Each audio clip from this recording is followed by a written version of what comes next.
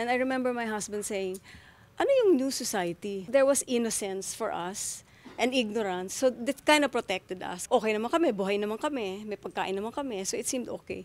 Later on, several months later, we would hear na pinik up si ganito, si ganyan. Parang okay nung umpisa.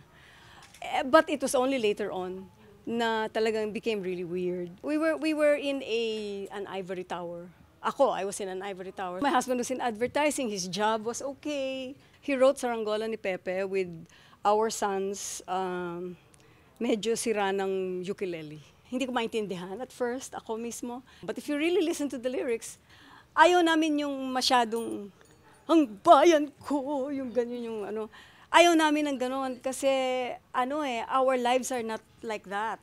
So he wanted to use imagery and a different way of presenting it na you have to think about it pa and will not really talk about death and persecution and lack of loss of independence and freedom. We always try to find another way of saying it. That's the message actually. Mag-isip ka, think about it, and try and get something from it. But it was really written during the martial law years. And it's really about his experiences during the martial law years. Ito po ay Saranggola ni Pepe. Parang awitin ito para sa bata. Pero actually, hindi lang.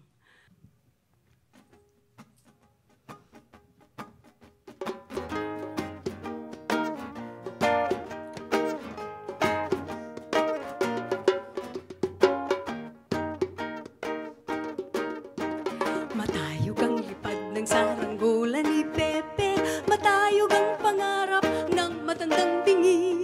Umihip ang hangin, nawala sa paningin, sigaw ng kahapon, nilamon ng alon. Malabo ang tunog ng kampanilya ni Padre, maingay ang taginting, rosaryo ng babae. Nay, nay, nay, nay, nay, nay, nay, nay, nay, nay, nay, nay, nay. Matayog ang lipad ng saranggola